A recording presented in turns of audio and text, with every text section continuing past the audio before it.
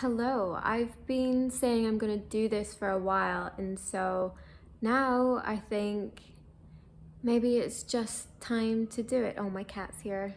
She's saying hello too.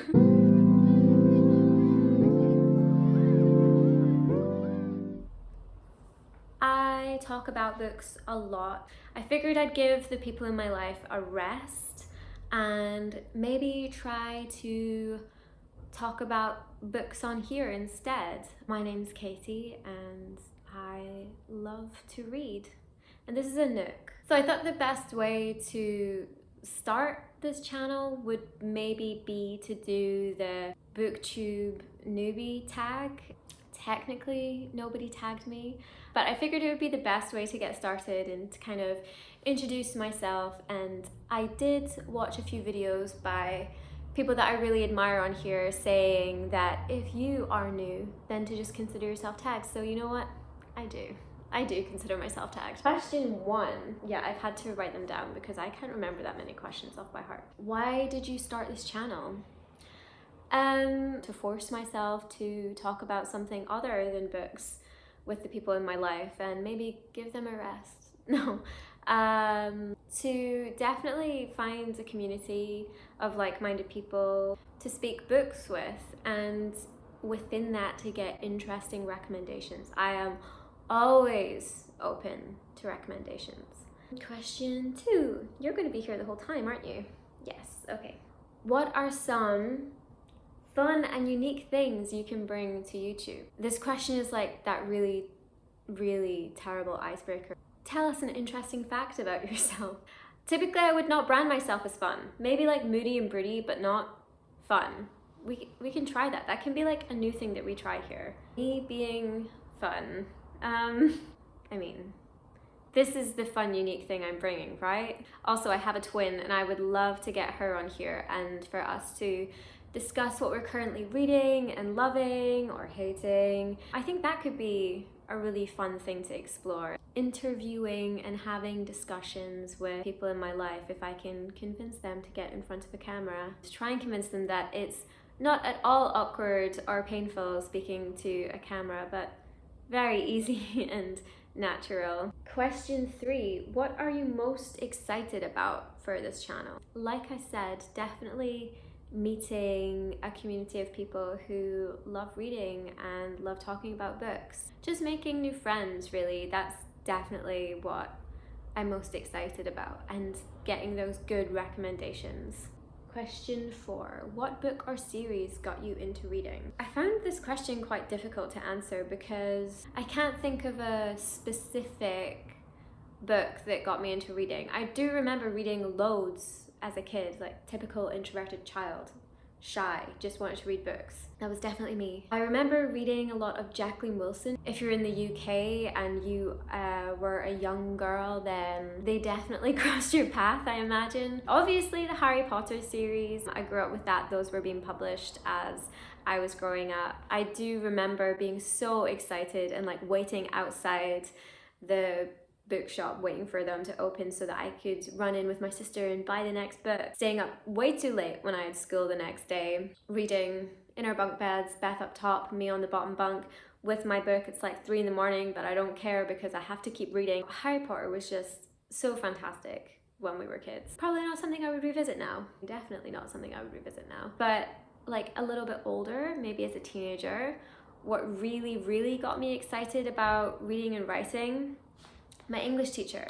She was fantastic about getting us like really excited about literary devices and how writing works. Miss Devlin, I definitely have a lot to thank you for when it comes to my passion for reading and writing. Next question. Where do you read? I would read anywhere, and anywhere. You place me somewhere, you give me a book, I'm happy. I do read in bed in the morning every day and every night. I will read a few pages or a chapter, and it feels like the most indulgent, luxurious way to start your day. That is delicious beginning to the day. I do like to wind down by reading in bed, lights dimmed, and that just feels like a really peaceful way to wind down. Although last night. So this is what I'm reading at the moment, and I am absolutely loving it. To the River by Olivia Laing. The writing is stunning. It's taking a lot of willpower to not underline something or everything on every single page.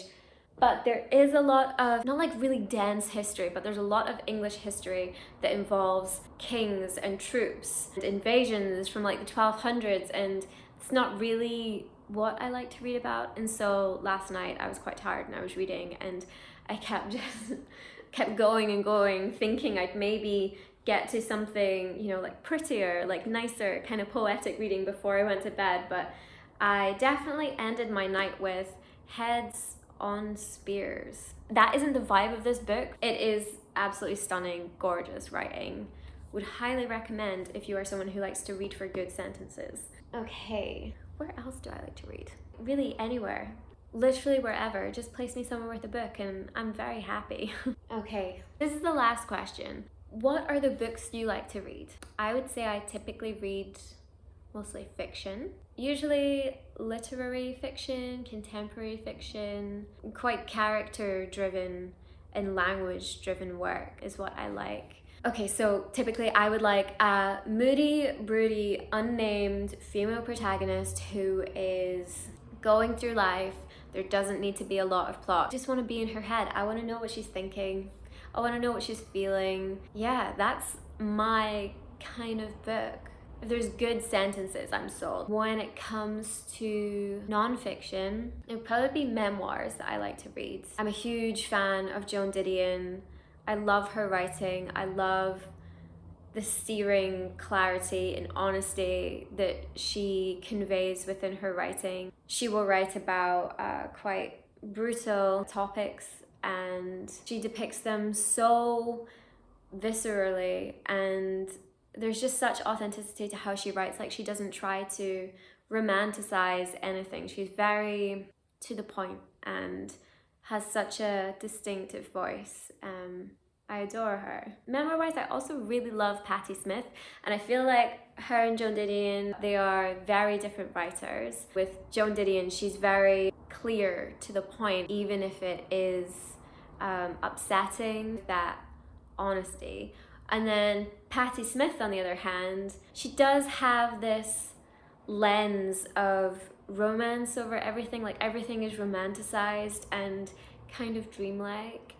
And I'm under that spell when I'm reading Patti Smith. Her voice is stunning, like really beautiful. Devotion, stunning book. They're probably my two favorite non-fiction writers. Thank you for watching. This was definitely awkward, maybe even slightly painful for me, but we got through it. If you watch this, then I really, really appreciate you. I'm going to tag some of my favorite booktube people down below, because I could listen to them talk about books, their thoughts, their opinions, their recommendations forever. They definitely inspired me to get started on this. So I will tag them, and hopefully if you don't already know who they are, then you will find something that you really enjoy. Thank you so much for watching. This was scary but fun. Scary but fun. Okay, I will catch you next time. Goodbye.